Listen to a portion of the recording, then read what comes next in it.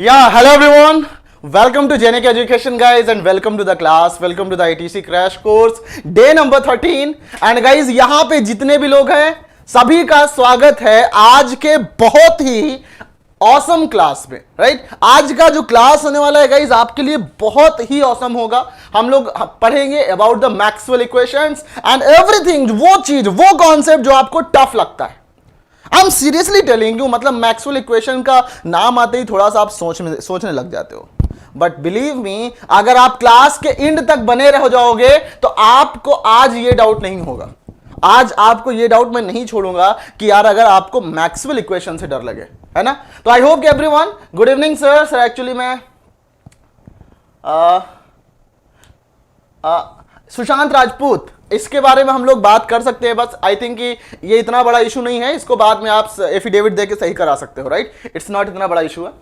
Hello अंकित, हाय Shubham, hello दीपक, everyone guys, आप लोग जल्दी से मुझे बताओ क्या मेरे साथ साथ आप भी एनर्जेटिक हो, आप भी एक्साइटेड हो मैक्सवेल इक्वेशन को पढ़ने के लिए? क्योंकि मैक्सवेल इक्वेशन जो कॉन्सेप्ट है वो एक ऐसा कॉन्सेप्ट है जिसको उसकी पढ़ने के टाइम पे बड़े बड़े लोगों को एक बार डर लगता है और समझ में नहीं आता यार कि मैक्सवेल ने ऐसा क्या कर दिया कि इतना ज्यादा रिवॉल्यूशन आ गया। मैं आपको सारा कुछ बताने की कोशिश करूंगा।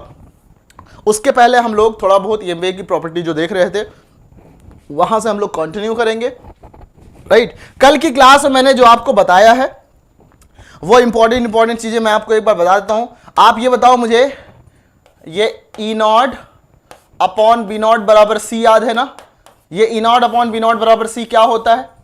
ये होता है, ये हमने कल आपको बताया था, है ना? ये आपको कल हमने बताया था। व्हाट वाज दिस ये ऐसा था कि भाई ये relation between the peak values of electric field. अच्छा, हाँ, एक डाउट आया था पिछले वाले वीडियो में, किसी ने कमेंट किया था, वो ये कमेंट किया था, बिल्कुल सुशांत, बिल्कुल डर नहीं है, आप बस देखो ध्यान से। हमने ये कहा था पिछले वाले क्लास में, पिछले वाले गाइस, आज के लिए मैं इतना बहुत बोलूंगा कि लास्ट तक रुके रह जाना, कल वाला और आज वाला क्लास मिला के आपका 2 से 3 नंबर मिल जाएगा, है ना? तो बस ध्यान रखना इस बात को। अगर हम बोलें, अच्छा, डाउट ये आया था कि sir E naught by B naught को स्पीड ऑफ वेव लिखना चाहिए हमें।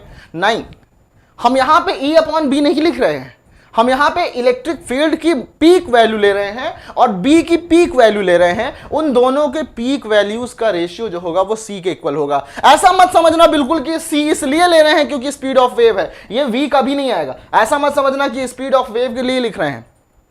स्पीड ऑफ वेव तुम्हारा थोड़ा चेंज कर सकता है ना, आप सबको पता है, राइट? तो एवरीथिंग, आई होप कि ये चीज आपको क्लियर है, यहां तक किसी को कोई दिक्कत नहीं है। इसका डिस्कशन आप लोग देखते रहना है, अपन लोग आगे बढ़ेंगे, राइट? अपन लोग आगे बढ़ेंगे। डिस्कशन क्या है, जैसे मैं बोलूं आपसे, हम लोगों ने कहा था let's talk about the energy density of waves. तो गाइस, एनर्जी का सोर्स कौन होता है?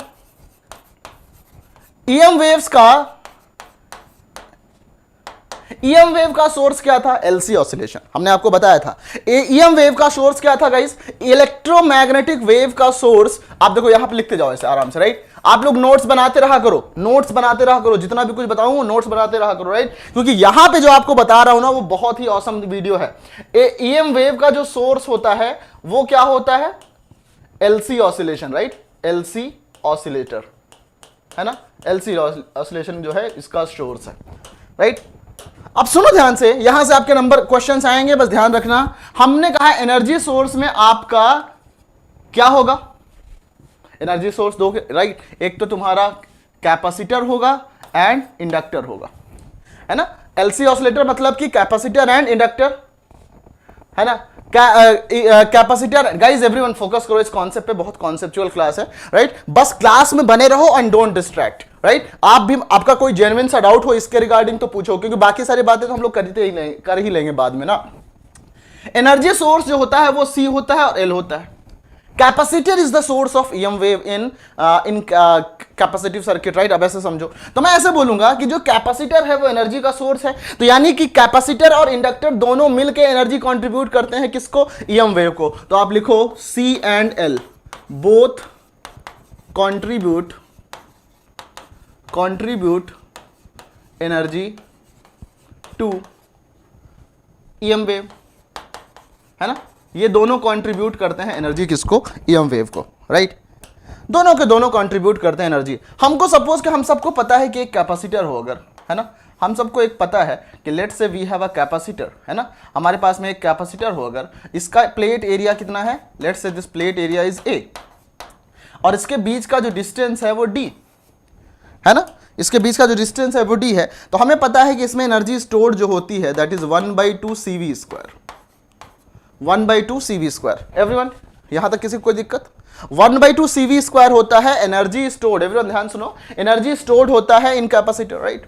Very good. अब बताओ मुझे ध्यान से कि c की वैल्यू क्या होती है? c की वैल्यू होती है तुम्हारी एप्सिलॉन नॉट a/d, है ना। और इसमें अगर इलेक्ट्रिक फील्ड E हो तो मैं इसको लिख सकता हूं E बराबर क्या लिख सकते हैं? v/d लिख सकते हैं क्या? मतलब E बराबर v/d लिख सकते हैं, देयरफॉर v बराबर ed लिख सकते हैं, राइट? ed लिख सकते हैं। तो यहां पे तुम्हें क्या मिलेगा? कब क्यों हो रहा है ऐसा, क्यों ऐसा हो रहा है, ये सब फील अभी नहीं ले पाएंगे, आपको पता है ना। यहां पे मैं ये इस फील के लिए आपको हमने उड़ान में पढ़ाया हुआ है, बट यहां पे हम लोग आपको पूरा का पूरा चीजें बताना चाह रहे हैं और बहुत ही सिंपल तरीके से, मतलब इतना आपको समझ में आ जाएगा बिल्कुल अगर ध्यान दोगे तो, है ना। एक चीज चाहिए बस, आपका डेडिकेशन चाहिए मुझे, है ना। u बराबर 1/2 इंटू सी की वैल्यू कितनी है? Epsilon not a/d। पूरा फील आ जाएगा, मैं बता रहा हूं इतने छोटे से लेक्चर में, बस ध्यान से देना। c आ गया, v कितना हो गया? v हो गया तुम्हारा ed। तो v बराबर अगर ed हो गया तो ये हो जाएगा e² d², v हो जाएगा e² d², बोलो जल्दी से, है ना, e² d²। हाँ गाइस बिल्कुल। अब देखो d से एक d कैंसिल, क्या मिल जाएगा हमें? देखो यहां से हमें मिल जाएगा एनर्जी बराबर 1/2 epsilon naught e² into ad। And volume क्या होता है? Volume is area into distance, है ना। Volume is equal to area into distance. अब एरिया इंटू डिस्टेंस का मतलब हो गया पूरा वॉल्यूम। तो मैं बोलूं ये तुम्हारा एनर्जी है, तो इसको मैं ऐसे बोल सकता हूं क्या? टोटल एनर्जी पर यूनिट वॉल्यूम ना, वॉल्यूम से डिवाइड कर दूं तो मतलब एडी इज द वॉल्यूम ना, एरिया इंटू लेंथ, राइट। तो ये आपका आ जाएगा 1/2 एप्सिलॉन नॉट e²। बोलो, this is contributing this much of energy, that is, इसको हम लोग बोलेंगे एनर्जी डेंसिटी। क्या बोलेंगे? एनर्जी डेंसिटी किसके लिए? इलेक्ट्रिक फील्ड के लिए ना। जो इलेक्ट्रिक फील्ड कंपोनेंट मिल रहा है आपको, उसका एनर्जी डेंसिटी कितना आएगा? 1/2 एप्सिलॉन नॉट e²। मुझे बताओ क्या ये सही है एवरीवन? अब मैं आपसे पूछ रहा हूं, बताओ इज इट क्लियर? यहां तक सही है? 1 बाय 1 करके सब कुछ पढ़ेंगे, जब मैं पूछूं तो बताओ, है ना। बताओ ये क्लियर है यहां तक तो आगे बढ़ूं, अगर ये क्लियर है तो आगे बढ़ूं यहां से। ue बराबर 1/2 एप्सिलॉन नॉट e², या एकदम मस्त है, एकदम समझ में आ गया? बताओ जल्दी से, ठीक है। तो ये आ गया तुम्हारा एनर्जी डेंसिटी किसके लिए? इलेक्ट्रिक फील्ड के लिए। हाँ, नोट कर लो इसको, नोट कर लो। अब आगे बढ़ते हैं, देखो ध्यान से समझो इस बात को। हमें मिल गया कि एनर्जी डेंसिटी जो है हमें जो मिला दैट इज एनर्जी डेंसिटी बराबर आया 1/2 एप्सिलॉन नॉट e²। लेकिन हमको पता है कि इलेक्ट्रिक फील्ड जो होता है वो होता है कुछ इस तरह से, E sin ω/t - kx type, है ना। ट्रेवलिंग वेव होता है ये, ऐसा नहीं है कि एक कांस्टेंट इलेक्ट्रिक फील्ड है। इलेक्ट्रिक फील्ड यहां पे जो है वो इलेक्ट्रिक फील्ड आपका एक ट्रेवलिंग वेव है ना। वो क्या है? एक ट्रेवलिंग वेव है। अब गाइस ध्यान से समझो, अगर ये ट्रेवलिंग वेव है, लेट्स पुट दिस वैल्यू, मैं एक काम करता हूं, ue की वैल्यू क्या हो जाएगी? 1/2 एप्सिलॉन नॉट, e की वैल्यू पुट करते हैं इसको, आपको मिलेगा e02 sin square ω/t - kx, है ना। तो अब गाइस सुनो ध्यान से, ये तो बहुत वेरिएबल है। साइन स्क्वायर आने का मतलब ही हो गया, साइन स्क्वायर का मतलब क्या? एक ग्राफ इसका ऐसा ऐसा आएगा, और इसकी एवरेज वैल्यू क्या होती है? 1/2। आपको याद होगा किसी भी साइनोसॉइडल स्क्वायर का एवरेज वैल्यू क्या, आपने मैथ में पढ़ा हुआ है अच्छे से, है ना। तो ये क्या हो जाएगा? अगर मैं यहां पे ue का एवरेज वैल्यू निकालूं, ue का मैं एवरेज वैल्यू निकालूं तो ये आएगा 1/2 एप्सिलॉन नॉट e² इंटू इसका एवरेज वैल्यू, है ना। और इसका एवरेज वैल्यू कितना होगा? 1/2। तो ये मुझे मिलेगा ue इलेक्ट्रिक फील्ड कंपोनेंट का जो एवरेज कंट्रीब्यूशन होगा that will B 1/4 epsilon not e02। ध्यान से रखना ये बात, यहां पे हमने एप्सिलॉन, यहां पे इस फॉर्मूले में गलती कोई नहीं थी, यहां पे ये इलेक्ट्रिक फील्ड था, यहां पे ये पीक वैल्यू है जिसका एवरेज वैल्यू ये आएगा। बोले is it clear? Is it clear guys? जो एवरेज वैल्यू मिल रहा है, क्योंकि sinusoidal function gives you variable thing, है ना, ये बहुत ही चेंज वाली चीजें देता है। तो हम उसकी अगर एवरेज वैल्यू निकालें तो it will come out something 1/4 epsilon naught e²। जल्दी से बताएं, इज इट क्लियर? एकदम अच्छे से मजा आया, एकदम समझ में आया ना। अब समझो ध्यान से एवरीवन, ध्यान से, बहुत मजा आएगा, बता रहा हूं तुम्हें, बस लास्ट तक बने रहो। लेक्चर छोड़ के जाओगे तो मजा नहीं आएगा, है ना, और फिर आप ढूंढते रह जाओगे कैसे पढ़ें कैसे पढ़ें। अब हमने कहा कि यार ये इलेक्ट्रिक फील्ड में आपका एनर्जी मिल रहा है, अब इसमें मैग्नेटिक फील्ड कंपोनेंट कैसा निकालेंगे, कैसे निकालेंगे? तो आप सबको एक बात पता है गाइस कि हमें पता है E0 बराबर क्या, B0 C, है ना, E0 बराबर B0 C। तो मैं बोलूं यहां पे जो आपका ये एनर्जी डेंसिटी का एवरेज वैल्यू आ रहा है, UE का एवरेज वैल्यू जो आ रहा है वो क्या हो जाएगा, 1/4, ध्यान समझना, 1/4 into epsilon not into E square, मतलब B0 square into C square, है ना, और C होता है 1/√μ0 एप्सिलॉन नॉट, है ना। C होता है तुम्हारा, C कितना होता है, C इज 1/√μ0 एप्सिलॉन नॉट। अभी हमारा मैक्सवेल इक्वेशन स्टार्ट नहीं हुआ है, बस ध्यान से रखना इस बात को। यहां बोलेंगे 1/4 epsilon not B0 square into 1/√, हट जाएगा ये μ0 एप्सिलॉन नॉट आ जाएगा, μ0 एप्सिलॉन नॉट कैंसिल, ये आ जाएगा तुम्हारा B0 स्क्वायर अपॉन 4 μ0। और गाइज यही एनर्जी जो है ना वो आता है मैग्नेटिक, जो इंडक्टर में एनर्जी आता है ना, इंडक्टर में आप इंडक्टर वाले फॉर्म आप किसी भी से निकालो, आपने देखो इस तरीके से निकाल लिया आसानी तरीके से, तो यही तुम्हारा जो होता है वो मैग्नेटिक फील्ड कंपोनेंट जो होता है उसका एवरेज वैल्यू भी निकल के आता है। यानी कि हम लोगों को एक बात पता चलेगी कि इलेक्ट्रिक फील्ड का जो एवरेज कंपोनेंट एवरेज वैल्यू होता है वो तुम्हारा मैग्नेटिक फील्ड का एवरेज एनर्जी डेंसिटी के बराबर होगा। बोलो, बात समझ में आई? बात समझ में आई guys? C speed of light है ना sir, yes Sushant, but C जो होता है, हाँ सी स्पीड ऑफ लाइट होता है, और हमें पता है कि ईएम वेव में जो पीक वैल्यूज होते हैं E0/B0, इसकी वैल्यू इक्वल होती है किसके, इसकी वैल्यू इक्वल होती है सी के। जल्दी से बताएं, इज इट क्लियर? यहां तक एकदम समझ में आया क्या? जल्दी से बताओ, यहां तक समझ में आया क्या एवरीवन? अब आगे हम लोग बढ़ते हैं, ठीक है, लेट्स मूव अहेड। अब देखो ये चीज हमें मिल गई कि ये कंपोनेंट दोनों का है, तो अब सोचो देखिए ध्यान से कि जो टोटल एनर्जी होगी, है ना, जो total energy of EM wave होगी, टोटल एनर्जी डेंसिटी आप समझ लो, total energy density of EM wave होगा, वो क्या होगा, वो क्या होगा, वो होगा तुम्हारा इलेक्ट्रिक फील्ड का एवरेज प्लस मैग्नेटिक फील्ड का एवरेज, है ना। तो ये दोनों किसके, ये दोनों बराबर ही हैं, ये दोनों बराबर ही हैं, तो मैं इसको लिख दूं ट्वाइस ऑफ इलेक्ट्रिक फील्ड का एवरेज वैल्यू के बराबर, या मैं लिख दूं कि ट्वाइस ऑफ मैग्नेटिक फील्ड के एवरेज डेंसिटी के बराबर। इनकी वैल्यूज को पुट करो, 1/4 एप्सिलॉन नॉट ई स्क्वायर, यहां पे E0 स्क्वायर, और यहां पे 2 इंटू B स्क्वायर अपॉन 4 μ0, है ना। देखो 1/2 epsilon not E0 square, and ये आ गया 1/2 B square upon B0 square upon 2 μ0। बोले समझ में आया? ये क्या है गाइस, टोटल एनर्जी है, ध्यान रखना ये बात। ये आपका जो आ रहा है वो टोटल एनर्जी डेंसिटी है, और जो 1/4 है वो इलेक्ट्रिक फील्ड की वजह से है ना, तो ये दोनों बराबर ही होंगे, और this is the total energy of this component. जल्दी से बताएं गाइस, एकदम मजा आया, अच्छे से मजा आया, अच्छे समझ में आया एवरीवन? अगर समझ में आया जल्दी से एक बार जल्दी सेशन को लाइक करें, जितने भी लोग देख रहे हैं, जितने भी लोग देख रहे हैं सेशन को लाइक करें, और मुझे बताएं अगर कोई डाउट है तो, है ना, अगर कोई डाउट है तो बताओ, अदरवाइज आगे बढ़ा जाए। टेल मी, यहां तक समझ में आया? ये आपका एनर्जी डेंसिटी का फॉर्मूला है, याद कर लो इसको, है ना, याद कर लो, this is the energy density of EM wave. Is that clear everyone? आया समझ में? Let's move to the next concept, right, let's move to the next concept now. अपने पास अगला कॉन्सेप्ट है intensity of EM wave, right, intensity of EM wave, right. Intensity का एक word याद रख लो, इंटेंसिटी मैं अभी देखो मॉडर्न फिजिक्स में बात करूंगा, आपको जब वेव ऑप्टिक्स पढ़ाऊंगा तब बात करूंगा, कुछ भी पढ़ाएंगे और कहीं भी इंटेंसिटी की बात करेंगे,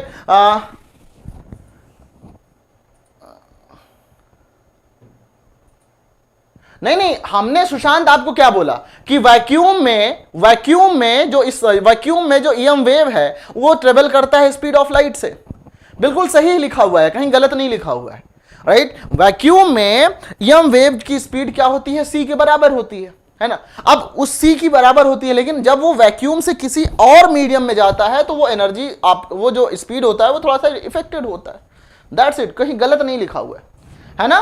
चलो अब देखो ध्यान से, इंटेंसिटी ऑफ ईएम वेव, इसके लिए एक वर्ड रख लो, इंटेंसिटी क्या होता है, इंटेंसिटी क्या होता है, मान लो कोई तुम्हारा सरफेस है, right, let's say you have any surface, और इतने सरफेस पे ये let's say 1 metre square surface है, दिस इज 1 मीटर स्क्वायर, इसमें ईएम वेव इंसिडेंट हो रही है, राइट, ईएम वेव इंसिडेंट हो रही है, राइट, ईएम वेव इंसिडेंट हो रही है। तो जब ईएम वेव इंसिडेंट हो रही है तो कुछ एनर्जी इंसिडेंट हो रही है, और जो एनर्जी इंसिडेंट हो रही है 1 सेकेंड में 1 मीटर स्क्वायर पे जितना एनर्जी गिरेगी, that will be known as intensity of the EM wave, right. तो मिलना क्या है, देखो ध्यान से, आपको मिलना क्या है, यू कैन सिंपली से कि intensity is equal to energy upon per unit area into per unit time, right, ये चीज ध्यान रखना है ना। अब समझो ध्यान से, एनर्जी क्या होगा, एनर्जी हम कह सकते हैं energy density into volume, right. हम एनर्जी को क्या लिख सकते हैं, इसको लिख सकते हैं हम लोग energy density into volume upon A into T.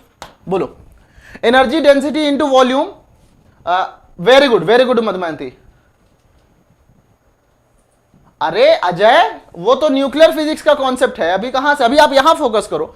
Energy density मतलब हम इलेक्ट्रिक फील्ड कंपोनेंट में बात करें तो 1/2 epsilon naught E naught square था, है ना, इनटू वॉल्यूम कितना है। अब मान लो कोई कंडक्टर है, let's say any conductor, you have any conductor, right, let's से एनी कंडक्टर, टी टाइम में निकाल रहे हैं तो टी टाइम में कितना वॉल्यूम कवर करेगा। अगर मान लो ये ए है और ये वैक्यूम की अगर हम बात कर रहे हैं तो यहाँ पे स्पीड ऑफ लाइट से ट्रेवल करेगा, तो टी टाइम में जो डिस्टेंस ट्रेवल करेगा वो distance equal to time into velocity, C T distance travel करेगा। तो टी टाइम में कितना वॉल्यूम कवर करेगा, that will be area into distance, मतलब A into C T upon A into T. तो ए टी कैंसिल, आपका जो intensity आ जाएगा that will be 1/2 epsilon naught E naught square C, है ना, ये आ जाएगा। अब गाइज एक बात और याद रख लो, अगर इसी इंटेंसिटी को आपको कन्वर्ट करना है तो इलेक्ट्रिक फील्ड को मैग्नेटिक में, तो आप देखो एप्सिलॉन नॉट को रिप्लेस कर दिया करो 1/μ0 से, और ई को रिप्लेस कर दिया करो b0 से, ये आपको सेम यही चीज मिल जाएगा इंटेंसिटी इस फॉर्म में, दोनों सेम ही वैल्यू निकल के आएंगे। जल्दी से बताएं, समझ में आया? every one of you present here tell me is it clear? अगर कोई डाउट है तो आगे की बात किया जाए, अदरवाइज एक बार जल्दी से सेशन को लाइक करें और मुझे बताओ अगर कोई डाउट है, क्योंकि बहुत सिंपल एक्सप्लेनेशन है गाइस, आपको सच बता रहा हूं, किताबों में ऐसा नहीं लिखा मिलेगा आपको, राइट, इस तरह से एक्सप्लेनेशन एकदम सिंपल, वो पता नहीं कैसे करते हैं बड़े बड़े लैंग्वेज में, right. Tell me is it clear, यहां तक किसी को कोई दिक्कत? This is the intensity of EM wave, है ना, intensity of EM wave. Let's move ahead, आपका ये कॉन्सेप्ट है, that is the relation between power and intensity, right, relation between, समझ गए, very good Sushant, relation between power and intensity. देखो power and intensity, power, right, power क्या होगा, मैं बोलूं intensity is equal to energy, total energy upon area into time. तो energy upon time क्या होता है, एनर्जी अपॉन टाइम क्या होता है, पावर, राइट। तो एनर्जी, इंटेंसिटी बराबर पावर अपॉन एरिया, इंटेंसिटी बराबर intensity of wave is power upon area. Tell me is it clear? यहां तक किसी को कोई दिक्कत? Everyone quickly tell me. यहाँ पे मेरे पास आपके लिए कुछ क्वेश्चंस भी हैं आज, है ना, तो मैं इस क्वेश्चंस को भी आपको दूंगा। टेल मी, पहले ये बात बताओ मुझे, यहाँ तक समझ में आया, अच्छे से समझ में आया, कोई डाउट नहीं यहाँ तक एवरीवन? चलो अब देखते हैं आगे, ठीक है, ये चीज हो गया। Let's move ahead, momentum of EM wave, इसको देखो ध्यान से। मोमेंटम की बात कैसे करेंगे, मोमेंटम की बात कैसे करोगे बताओ? मोमेंटम क्या होता है, लैम्डा बराबर h अपॉन पी, है ना, तो P बराबर h बाई लैम्डा, है ना, P बराबर h बाई लैम्डा। मुझे जल्दी से बताओ यहां तक किसी को कोई दिक्कत? अब कोई मुझे बता सकता है कि how will you write the momentum, momentum आप कैसे लिखोगे? Can anyone tell me? जल्दी बताएं, can anyone tell me how will you write momentum?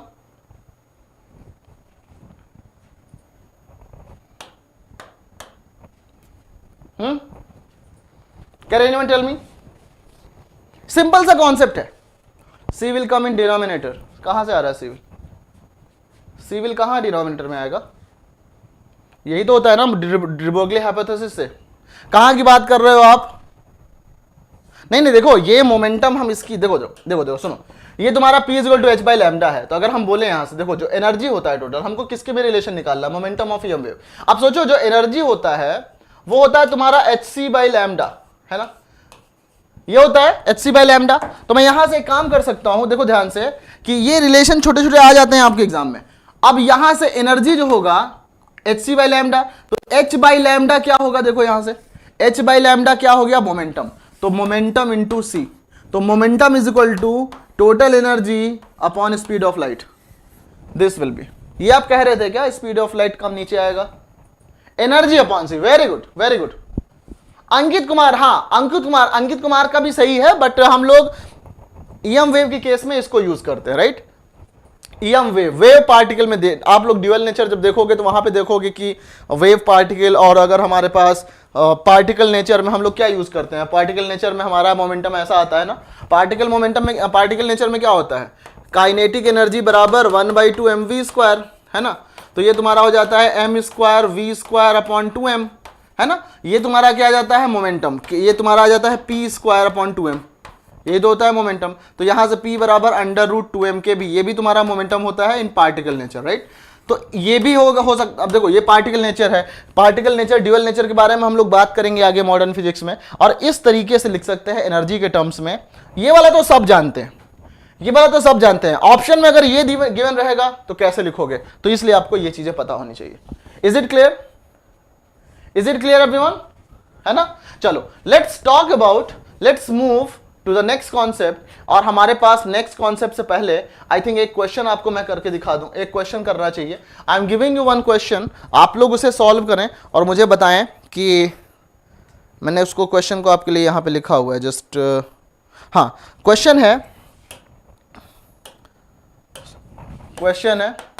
The sun delivers, एक बेसिक सा क्वेश्चन है, ऐसे ही क्वेश्चन हलवा हलवा आते भी हैं।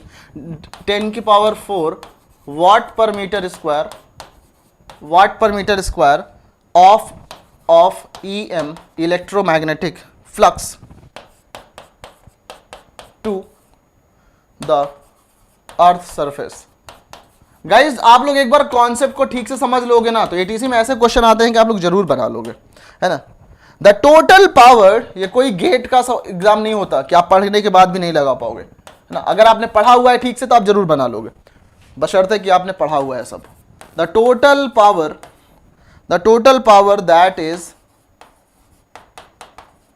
Is incident on a roof of 10/10 metre square will be, क्या होगा ये जल्दी से बताओ, ये तो बेसिक सा सवाल है, जल्दी से बताओ क्या होगा इसका आंसर, क्या होगा इसका answer. Hi Nadeem, how are you sir. Exam का 25 मार्च कौन बोल रहा है प्रतीक, 25 मार्च को कहीं कोई ऑफिशियल नोटिफिकेशन नहीं आया हुआ है। आप लोग फर्जी की बातों पे यकीन बिल्कुल ना करें, आप लोग ग्रेजुएट इंसान हो, जब airports authority of India exam के बारे में बोलेगा तब आप लोग समझना, है ना। बाकी की हम बोल दें कि भाई कल हो रहा है तो आप मान लोगे क्या, नहीं मानोगे। तो आप लोग ऐसे फालतू की बातें मत करें, है ना। जो भी कुछ होगा, जब कभी भी एयरपोर्ट्स अथॉरिटी ऑफ इंडिया बोलेगा कि कब एग्जाम है तब आप लोग समझना, राइट। इतने सारे कोचिंग है, वो लोग कोई बोल रहा है, कोई नहीं बोल रहा है, फर्जी के लोग बोल रहे हैं। क्या होगा, देखो पावर होता है आपका, हम लोगों ने अभी देखा ना, पावर क्या होता है, the sun delivers this much of watt per metre square. Power आपको गिवन है 10⁴, है ना। एरिया गिवन है कितना, एरिया गिवन है आपको 10 × 10, राइट, 10 × 10। आपको निकालना क्या है, आपको निकालना है the total power that is incident on a roof, the total power that incidence on a roof is this one. तो गाइस मुझे बताओ ये क्या है, ये क्या है, what is this. 10⁴ watt per metre square, ये आपका गिवन है पावर पर यूनिट एरिया गिवन है, ये आपको गिवन है पावर पर यूनिट एरिया। आपको निकालना है टोटल पावर, है ना। तो टोटल पावर निकालने के लिए आप क्या करोगे, टोटल पावर निकालने के लिए पावर पर यूनिट एरिया कितना है 10⁴, है ना, और टोटल एरिया कितना है 10², तो यह जाएगा 10⁶ वाट, है ना। बताओ, एकदम आसान सा सवाल है ना, कोई दिक्कत यहां तक। हम लोग इस तरह से कर सकते हैं। इंटेंसिटी गिवन है, यहाँ पे आपको what per metre square given है। इंटेंसिटी देखो क्या होता है, इंटेंसिटी होता है तुम्हारा energy upon area into time. Energy into time क्या हो जाता है, ये हो जाता है पावर। पावर पर unit area is intensity, power पर यूनिट एरिया इज इंटेंसिटी। तो अगर मैं तो मतलब ऐसे कर दिया कि मेरे सपोज मेरे को इंटेंसिटी नाम की कोई चीज पता ही नहीं है, एक सिंपल सा जैसे कि 10 रुपए की 3 पेन तो 10 रुपए की 3 पेन तो 50 पेन कितने की मिलेगी, इस टाइप से कर लिया भाई। पावर वॉट यूनिट से देखो, वॉट पर मीटर स्क्वायर, यानी इतना वॉट 1 मीटर स्क्वायर पे, तो इतने एरिया पे 100 से मल्टीप्लाई कर दिया, सिंपल सी बात है ना, सिंपल से एकदम हो जाएगा, है ना। तो ये आपका आ जाएगा दिस वन। क्लियर है? आई होप कि ये चीज समझ में आया। मोहम्मद रहीम आप सिंपल सा है, इसके लिए तो आप एक नोटिफिकेशन पढ़ लो, ये तो सिंपल सी बात है, इसमें क्या है, आप ऐसा तो है नहीं कोई आप क्लास 10th के बच्चे हो कि आपको पता नहीं है ना, एक नोटिफिकेशन देख लो, उनका पता चल जाएगा। Let's move to the next concept that is Poynting vector. Poynting vector क्या होता है गाइस, देखो पॉइंटिंग वेक्टर का बेसिक सेंस ये बनता है कि किस डायरेक्शन में वेक्टर आपका जा रहा है, किस डायरेक्शन में आपका ईएम वेव जा रहा है। ईएम वेव किस डायरेक्शन में जा रहा है, this gives you the Poynting vector, this gives you the Poynting vector. मतलब इलेक्ट्रिक, आपने कल देखा था electric field and magnetic field दोनों के परपेंडिकुलर में ईएम वेव का डायरेक्शन होता है। Electric field and magnetic field दोनों के परपेंडिकुलर में ईएम वेव का डायरेक्शन होता है। तो यहां पे क्या है, Poynting vector represents direction of energy flow per unit area per second, per unit area per second along the direction of wave propagation. तुमको सच बताऊं यकीन नहीं होगा, एकदम बेसिक सा सवाल इसी पे पूछा गया था, 2 नहीं मतलब 3 क्वेश्चन पिछले साल पूछा गया था, हर एक सेट में एक एक क्वेश्चन ना, एकदम बेसिक सवाल, एकदम बेसिक सा सवाल, एकदम बेसिक सा सवाल पूछा गया था, है ना। तो आप समझो कि अगर आपके पास इलेक्ट्रिक फील्ड हो, ध्यान से समझना, इलेक्ट्रिक फील्ड हो एंड मैग्नेटिक फील्ड हो, तो वेक्टर जिस डायरेक्शन में ट्रेवल करता है, डायरेक्शन ऑफ ईएम वेव का मोशन, राइट, ईएम वेव किस डायरेक्शन में ट्रेवल करता है वो समझ लेना कि आपका होता है ई क्रॉस बी, है ना, ई cross B, E cross B, ये इस डायरेक्शन में। तो अगर मैं बोल दूं आपसे कि यूनिट वेक्टर, ध्यान से समझना, अगर मैं आपसे बोल दूं कि unit vector along EM wave motion, हम सिंपल वेव लिख देते हैं, unit vector along EM wave motion that will be E cross B का डायरेक्शन में, ई क्रॉस बी के डायरेक्शन में यूनिट वेक्टर, है ना, यह आ जाएगा आपका ई क्रॉस बी के डायरेक्शन में यूनिट वेक्टर, है ना, यूनिट वेक्टर। अब लेकिन ये सोचा गया, जब E क्रॉस B निकाला तो हमने देखा यार कि ये कोई हमारा एक फिजिकल क्वांटिटी नहीं आ रहा था, ये कोई फिजिकल क्वांटिटी नहीं आ रहा था। लोगों ने किया कि काम करते हैं, E क्रॉस B में अगर हम लोग म्यू से डिवाइड कर दें, अगर हम लोग म्यू नॉट से डिवाइड कर दें, तो ये बन जाता था आपका energy flow per unit area per unit second. मतलब कि क्या इंटेंसिटी चीज बन रही है, इंटेंसिटी है ना, एनर्जी मतलब एनर्जी, इंटेंसिटी क्यों नहीं, देखो एनर्जी पासिंग पर unit area per unit second, intensity के टाइप की चीज है। इंटेंसिटी क्यों नहीं है, क्योंकि इंटेंसिटी होता है एनर्जी इंसिडेंट पर unit area per unit second, right. तो एक्चुअली में रिलेट करें तो यूनिट वगैरह सब कुछ सेम ही आएगा। हम लोग बोलते हैं जितना एनर्जी, क्योंकि ईएम वेव फ्लो कर रहा है, अगर ईएम वेव फ्लो करता हुआ ईएम वेव है, अगर कहीं ईएम वेव किसी सरफेस पे इंसिडेंट हो रहा है तो ये आपको क्या देगा, ये आपको इंटेंसिटी ही देगा। लेकिन हम अगर एनर्जी फ्लो की बात कर रहे हैं तो वी विल बी टॉकिंग कि ये जो तुम्हारा है इसको हम लोग एक नया वेक्टर का नाम देते हैं, that is what, Poynting vector. खास बात इस पॉइंटिंग वेक्टर की ये है कि ये तुम्हारा energy flow per unit area per unit second तो देता ही है, साथ ही साथ वो डायरेक्शन देता है जिस डायरेक्शन में एनर्जी फ्लो कर रही है। वो डायरेक्शन भी गाइस देखो, ये बड़ा सिंपल सी बात है ना कि एनर्जी जिस डायरेक्शन में फ्लो कर रही है, मैंने आपको बता दिया कि तीनों की तीनों आपस में परपेंडिकुलर होते हैं। तो अगर मैं ई क्रॉस बी का लूं तो ये एक वेक्टर कंपोनेंट देगा जिसका कि क्रॉस प्रोडक्ट क्या होता है, दोनों कॉन्स्टिट्यूएंट्स वेक्टर्स के परपेंडिकुलर, यानी कि आपका जो एस वेक्टर होगा वो होगा क्या, वो होगा ई और बी के परपेंडिकुलर। और ई और बी के परपेंडिकुलर यानी कि आपका एनर्जी जो फ्लो है, सपोज इसको हम भूल जाते हैं, एनर्जी जो फ्लो है वो ई और बी के परपेंडिकुलर है, और ई और बी के परपेंडिकुलर होने का मतलब एनर्जी फ्लो क्या मतलब क्या है, एनर्जी फ्लो मतलब वेव का ट्रेवल। वेव क्या करती है, वेव एनर्जी को तो कैरी करती है। तो एनर्जी जो कैरी हो रही इधर हो रही है, इसको एक बात और बोलते हैं, आपने देखा था कि व्हाट, बी नॉट बराबर म्यू नॉट एच, है ना, आपने देखा होगा यहां पे। तो हम लोग इसको क्या कर लेते हैं कि एस बराबर E cross B upon mu naught. तो हम लोग इसको ऐसे लिख लेते हैं कि Poynting vector is B upon mu. B upon mu क्या होगा, देखो B naught upon mu naught क्या होगा, दिस विल बी एच, है ना। यहां पे आप इसको सिंपल सा बी अगर लिखो तो ये क्या हो जाएगा, H. This is your Poynting vector. Everyone tell me, is it clear? तो ये आपको क्या देता है, ये एनर्जी डेंसिटी भी तो देता है ना एवरीवन, है कि नहीं? आई थिंक यहां तक किसी को कोई डाउट नहीं होना चाहिए, एकदम हलवा सा चीज है और पता नहीं क्यों टफ बना के रखा है अपन लोगों ने, है कि नहीं? एकदम बच्चों का सवाल है यार, एकदम बच्चों का चीज है। आई होप कि यहां तक किसी को कोई दिक्कत नहीं है। अपना नेक्स्ट कॉन्सेप्ट जो होने वाला है ना, मजा आ जाएगा, एकदम एकदम मजा आ जाएगा। बस जल्दी से बताएं कि इज इट क्लियर, यहां तक समझ में आ गया? और नेक्स्ट कॉन्सेप्ट स्टार्ट करने के पहले, मतलब नेक्स्ट कॉन्सेप्ट तो अभी आपका ये पॉइंटिंग थ्योरम है। देखो पॉइंटिंग थ्योरम एक सिंपल सा सेंटेंस है, इसको भी समझ लो भाई, ये भी मतलब कि बुरा ना माने। क्या लिखा हुआ है, the net power flowing out, the net power flowing out of a given volume V is equal to the time rate of decrease in the energy stored within V minus the ohmic losses। इसके बहुत detail में जाओगे तो time लगेगा। Poynting theorem ये याद रख लो कि the net power flowing out of a given volume, एक वॉल्यूम है उसमें से कितना नेट एनर्जी फ्लो हो रहा है, तो पावर फ्लो हो रहा है। पावर जितना एक वॉल्यूम से फ्लो करेगा that will be equal to time rate of decrease मतलब निगेटिव ऑफ इक्वल टू किसके, energy stored within V minus the ohmic losses, right. तो ये थी, आई होप क्लियर है। टोटल पावर जो पूरे वॉल्यूम में होगा that will be minus del E by del T minus ohmic losses, right. ये ऐसा कहना चाह रहा है कुछ, है ना। तो ये चीज ये क्या हो गया आपका, ये आपका हो गया पॉइंटिंग थ्योरम। तो इसको भी आप लोग नोट करके रखें, राइट। और अगर कहीं जरूरत पड़ेगी तो आप लोग याद करिएगा। अपने लोगों का गाइस जो नेक्स्ट कॉन्सेप्ट है that is the very very important concept. अब मुझे जल्दी से आप लोग बताएं कि क्या आपको यहां तक कोई डाउट है? अगर यहां तक, हाय अंकित, हाउ आर यू? हाय अंकित 2429, अंकित 24, इतनी बार हेलो लिखने की क्या जरूरत है भाई? जल्दी बताएं, is it clear everyone? Is it clear? यहां तक किसी को कोई दिक्कत? टेल मी, अगर यहां तक किसी को कोई प्रॉब्लम है तो। एवरीवन, किसी को कोई डाउट है यहां तक तो?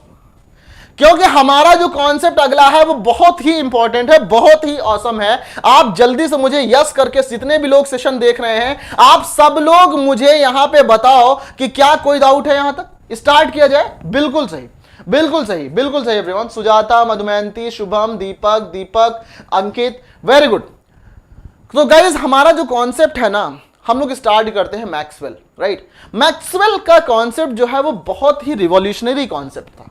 मैक्सवेल भैया जो थे वो ऐसे थे जिन्होंने, अभी मैं आपको धीरे धीरे बताऊंगा, मैक्सवेल भैया जो थे वो ऐसे थे जिन्होंने, आपने अगर देखा होगा गाइस, मगर आपसे सिंपल सा एक क्वेश्चन पूछूं कि यार ऐसा क्या हो गया कि 19th, ये जो आपका 1900 से 2000 तक का ईयर है, उसमें इतना ज्यादा डिस्कवरी हो गई। आपने देखा होगा लाइफ जो है, सन मान लो एक बोला जाए कि 1905 में जो लाइफ थी और 2005 में जो लाइफ थी, इस 100 साल के डिफरेंस में बहुत ज्यादा चेंज आ गया, लिविंग स्टाइल में बहुत ज्यादा चेंज आ गया। And that all credit goes to science, that all credit goes to physics, that all credit goes to the super powers of the universe. और ये सुपर पावर्स कौन कौन से गाइस? बहुत सारे आपके, जो मैं तो कहता हूं जो सुपर पावर्स हैं, दे आर, इस डिस्कशन पे नहीं जाएंगे। अपने लोगों को गाइस, वो साइंटिस्ट लोगों की ना पूजा करनी चाहिए। चौराहे पे हम लोग जो सड़क के किनारे किनारे, सड़क कहीं चौराहा होता है, वहां पे बीच में हम लोग फूल वगैरह लगाते हैं। आपको क्या करना चाहिए पता है? आप वहां चौराहे पे बीच में तमाम एडिशन का लगा दो और एडिशन की उपलब्धियां लिख दो कि एडिशन ने क्या क्या आपके लिए किया है ना।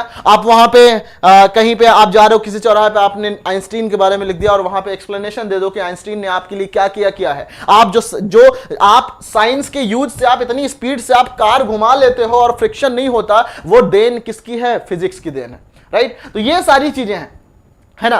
तो ये सारी चीजें हैं। तो हम लोग करेंगे इसमें क्या है, या हम लोग कोशिश करेंगे कि इसको 1 बाय 1 करके पढ़ते हैं। मैक्सवेल इक्वेशन क्या होता है? इसका सिंपल सा रीजन ये था कि मैंने जो बोला था आपसे क्वेश्चन कि 1905 से लेकर 2005 में क्या ऐसा चेंज आ गया।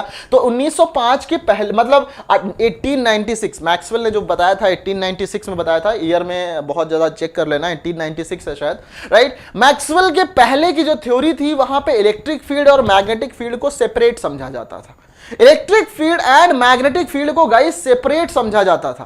Are you getting it? Electric field मतलब अलग पढ़ते थे, मैग्नेटिक फील्ड को अलग पढ़ते थे। बट मैक्सवेल साहब जब से आए, मैक्सवेल ने यह बोला कि भाई साहब आप लोग जो इलेक्ट्रिक फील्ड और मैग्नेटिक फील्ड को अलग अलग पढ़ते हो ना, वो अलग अलग कुछ नहीं है, वो एक ही चीज है। बट देख कहते ना कि तमाम तकलीफें तो बहुत कुछ है, बट देख नजरिए की बात है, देखने की आपके नजरिए की बात है कि जो आपका इलेक्ट्रोस्टैटिक्स है और जो मैग्नेटिज्म है दे आर इंटर रिलेटेड। और मैक्सवेल ने कुछ नया नहीं किया, मैं आपको बताऊंगा कि उन्होंने मॉडिफिकेशन कराया।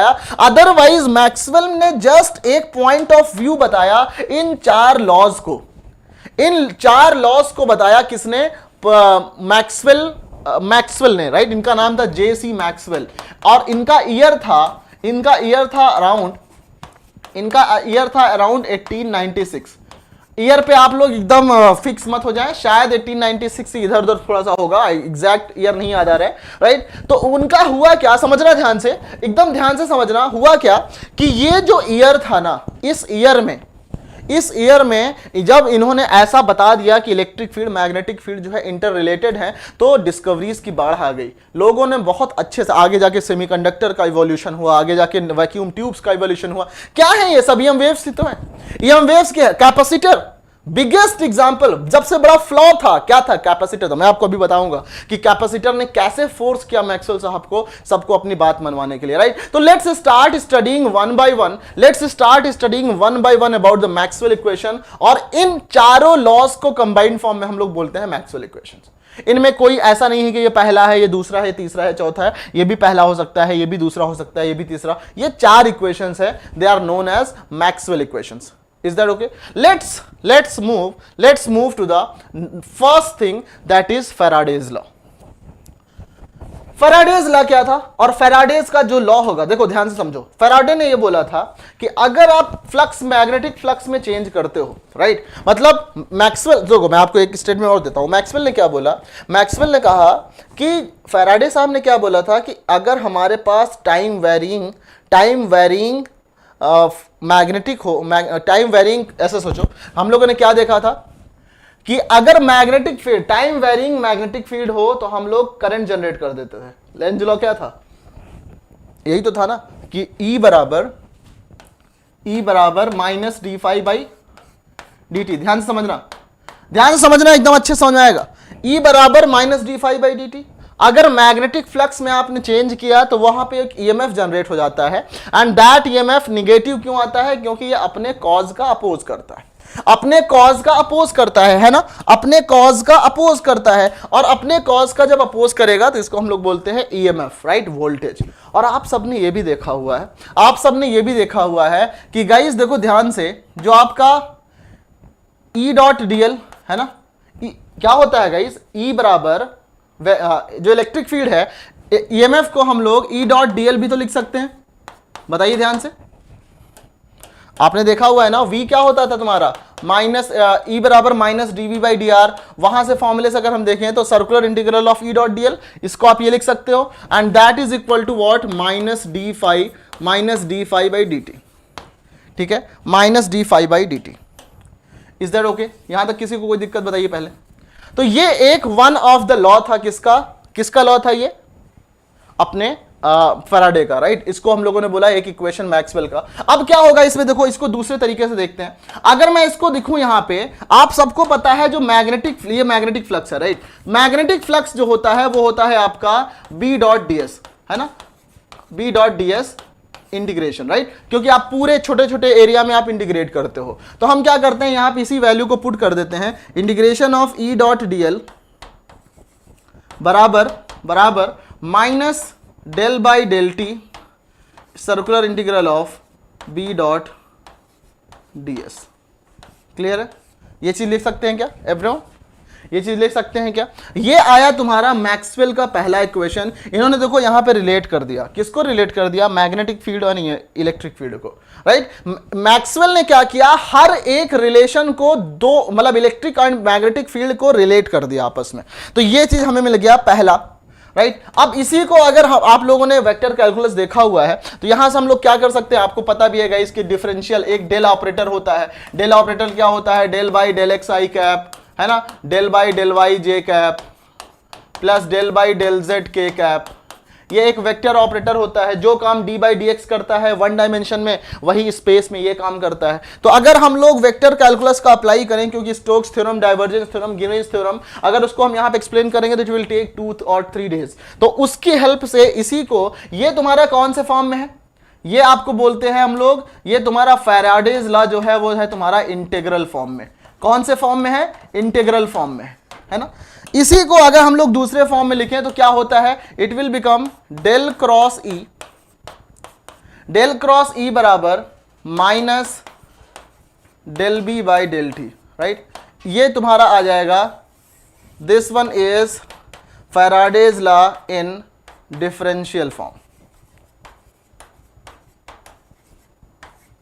राइट।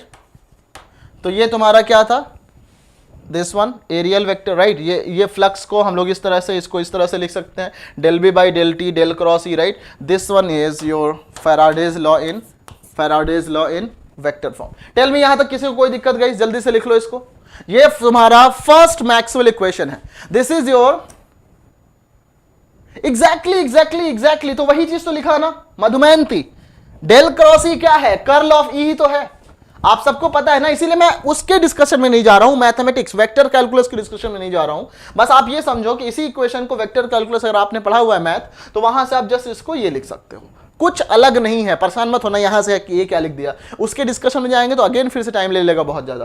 तो अपन लोग यहां पे लिखे सेम चीज और इसको यहां पे लिख दिए। मुझे बताइए यहां तक किसी को कोई दिक्कत? तो पहला स्टेटमेंट आता है कि curl of electric field is the negative rate of change of magnetic field with respect to time, right. This is the first. और ये जो है तुम्हारा ना, दिस इज नोन एज, ये दोनों, राइट, ये आपका कहता है मैक्सवेल इक्वेशन, राइट। ये मैक्सवेल का एक इक्वेशन है, राइट। ये मैक्सवेल का, ऐसा मत बोलना कि पहला इक्वेशन है, पहला दूसरा तीसरा नंबर नहीं है। This is one of the Maxwell equation, right. This is one of the Maxwell equation. समझ में आ गया? एकदम यस बोले तो नेक्स्ट सेकंड वाले पे चला जाए, एकदम समझ में आना है गाइस। अपने लोग खाना पूर्ति नहीं करना, जल्दी से बोलो समझ में आया क्या? Everyone, is it clear? Is it clear? जल्दी से बताओ, कोई दिक्कत यहां तक? कोई दिक्कत यहां तक? समझ में आ गया? चलो next, Ampere's law, right. Next आपका आता है एम्पियर्स लॉ। ओके, समझ में आ गया, वेरी गुड। चलो next is your Ampere's law. Amperes law क्या होता है, समझो ध्यान से, ध्यान से समझो। एम्पियर्स लॉ आप सबने देखा होगा कि एम्पियर एक बहुत बड़े प्रकांड विद्वान थे, है ना। जब मैक्सवेल साहब आए थे तो उनके पहले एम्पियर साहब का तूती बोलती थी, उनका डंका चलता था ना, उनका डंका चलता था। तो अपन लोग देखो हुआ क्या, यहां पे बड़ा इंटरेस्टिंग स्टोरी, आप ध्यान समझना। एम्पियर्स लॉ क्या है? एम्पियर्स लॉ एक सिंपल सी बात है कि भाई circular integral of B dot DL बराबर mu naught into I net, है ना। ये होता है तुम्हारा एम्पियर्स लॉ, राइट। ये तुम्हारा एक बहुत ही वेल नोन, बहुत ज्यादा, जब एम्पियर साहब आए दुनिया में, राइट, तो ये चीज बहुत फेमस कर रही थी, ये बहुत अच्छे से चल रहा था। What was that? Ampere's law. Okay, अब समझो ध्यान से, अगर ये चीज चल रही थी, जब अपने मैक्सवेल साहब ने एक काम किया, मैक्सवेल साहब ने कहा कि अच्छा ऐसी बड़ी क्रेडिट ये क्यों लेके जा रहे हैं, तो उन्होंने सोचा, इन्होंने कहा कि एक काम करते हैं, अगर ये आपका एम्पियर्स लॉ है तो ये हर जगह वैलिड होना चाहिए, है ना। इन्होंने बोला ये हर जगह वैलिड होना चाहिए। आइए देखते हैं कैपेसिटर के केस में, इन्होंने कहा कि हर जगह वैलिड होना चाहिए, है ना, एम्पियर्स लॉ हर जगह वैलिड होना चाहिए। इन्होंने कहा एक काम करते हैं, कैपेसिटर में इसी लॉ को वैलिड करते हैं। Let's say this is your capacitor, right, this is your capacitor, है ना, दिस इज योर कैपेसिटर, और इसका प्लेट एरिया ए है जो भी है। लेट्स से एक पॉइंट यहां पे है विच इज ए, या मैं ऐसे बोल दूं, लेट्स से ये बीच का पॉइंट है, this point is A and this point is B, this point is A and this point is B. Let's apply the Ampere's law at both points. हम A और बी दोनों जगह पे Ampere's law को apply करते हैं। तो मैं बोलूं कि Ampere's law at A, Ampere's law at A. A पे अगर किया, देखो होता क्या था, कैपेसिटर इधर गया, इधर यहां पे बैटरी रही होगी, है ना, ये इधर से गया, ये सर्किट कंक्लोज थी, राइट, यहां से करंट आया, राइट, यहां से करंट आया, इधर आया। अब यहां पे मान लिया, अब देखो ध्यान से, बैटरी से जो करंट निकलती है उसको हम लोग क्या बोलते हैं? कंडक्शन करंट बोलते हैं, क्या बोलते हैं? एवरीवन एवरीवन मधुमयंती एंड एवरीवन, देखो देखो देखो, आप लोग बस ध्यान से समझो, राइट। मुझे पता है मैं डायरेक्ट अगर वो एक्सप्रेशन लिख दूं ना तो फील नहीं आएगा आपको, मैं आपको फील दिलाने की कोशिश कर रहा हूं। अगर आप लोग मुझे बोल दो कि डायरेक्ट बता दो सर कि क्या होता है, मैं आपको डायरेक्ट बता दूं, राइट, बट वो याद नहीं रहेगा एग्जाम में। तो ध्यान से समझो, मैं पूरा फील के साथ पढ़ाना चाहता हूं, तो आप लोग बस सुनो। मुझे पता है कि आपको पता है, बहुत सारे लोगों को पता होगा, बट ये जो बात करने जा रहा हूं शायद बहुत कम लोगों को पता हो, या फिर जिस तरीके से मैं प्रेजेंट करने जा रहा हूं आपको मजा आ जाएगा। ध्यान समझो, बस यहां समझो। एम्पियर्स लॉ एट ए क्या होगा, मैं बोलूंगा सर यहां पे होगा circular integral of B dot DL बराबर mu naught into current enclose. तो आपने पता है एक एम्पियर्स लूप लेते हैं आप लोग, तो यहां पे इंटीग्रेट किया तो ये करंट, इस लूप के अंदर जो करंट आएगा that current will be how much, that current is कितना जा रहा है यहां पे सिलेंड्रिकल लूप लेंगे ना, ये इस पे डिटेल, इसके डिस्कशन में हम लोग नहीं जाते हैं, राइट। तो यहां पे जो करंट अंदर जा रही है नेट, ये बैटरी से जो करंट निकलती है इसको हम लोग बोलते हैं conduction current, right, this is your conduction current. तो हमने बोला ये म्यू नॉट इनटू आईसी हो गया, IC stands for conduction current. कोई दिक्कत यहां तक, कोई दिक्कत यहां तक, कोई दिक्कत यहां तक, ये तुम्हारा आ गया कंडक्शन करंट। अब समझो ध्यान से, हमने कहा एक काम करते हैं कि एम्पियर्स लॉ को हम लोग लगाते हैं at B, circular integral of B dot DL mu naught into, सुनो ध्यान से। अब बात आई कि ये कैपेसिटर है, कैपेसिटर में क्या बात करते हैं हम लोग, कहते हैं भाई कैपेसिटर अगर आपका ऐसा है तो ये तुम्हारा चार्ज इधर आया, यहां पे चार्ज एक्यूमुलेट होता रहता है, और इसको हम लोग बोलते हैं चार्जिंग ऑफ कैपेसिटर। इसको हम लोग बोलते हैं चार्जिंग ऑफ कैपेसिटर। यहां पे पॉजिटिव, यहां पे नेगेटिव चार्ज ऐसा एक्यूमुलेट होता रहता है, ये इसको हम लोग बोलते हैं क्या, पॉजिटिव चार्ज। होता क्या है पॉजिटिव, भाई इलेक्ट्रॉन इधर से आया, ऐसे ऐसे निकल के आया, यहां पे एक्यूमुलेट हुए, ये नेगेटिव हो गया, ये पॉजिटिव हो गया, है ना।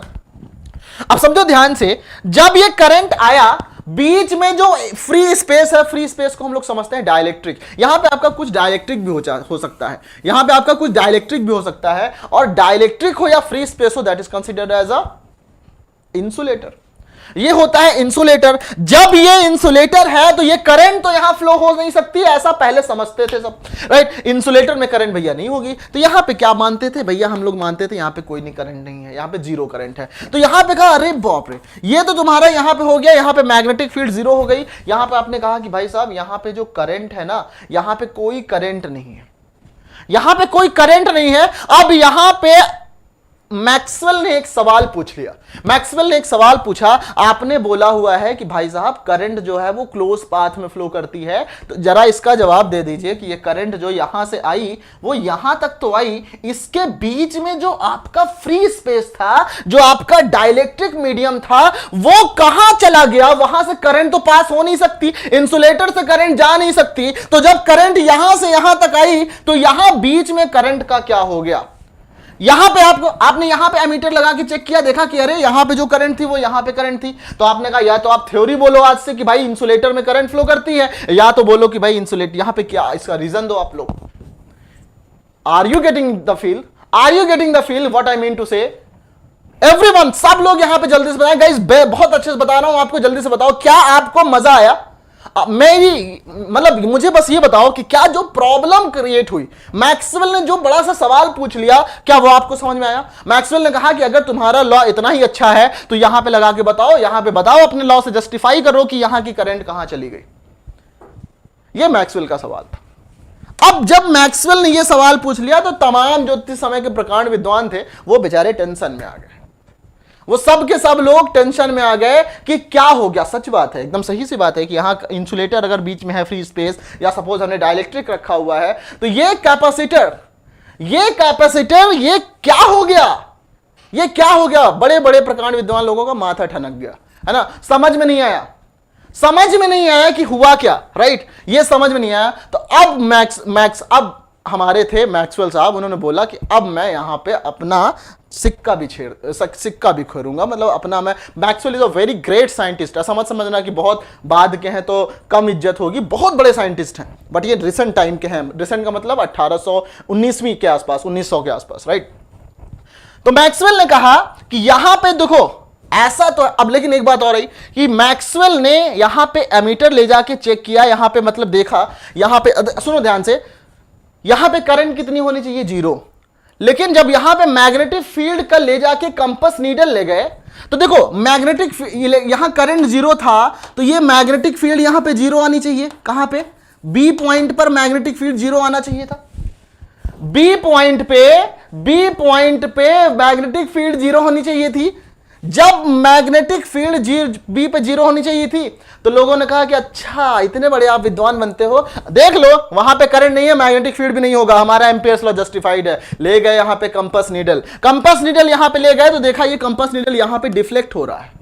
जब कंपास नीडल यहां पे डिफ्लेक्ट हो रहा है, तो यह बात साबित हो गई कि यहां पे मैग्नेटिक फील्ड है, और मैग्नेटिक फील्ड है लेकिन करंट आपकी थ्योरी से नहीं है, मतलब कि ये लॉ फेल हो गया। क्योंकि अगर ये 0 है तो डीएल तो आपका क्लोज लूप है, डीएल तो नहीं 0 होगा, यानी बी ही 0 होना पड़ेगा। तो लेकिन यहां पे कंपास नीडल भी डिफ्लेक्ट कर गया।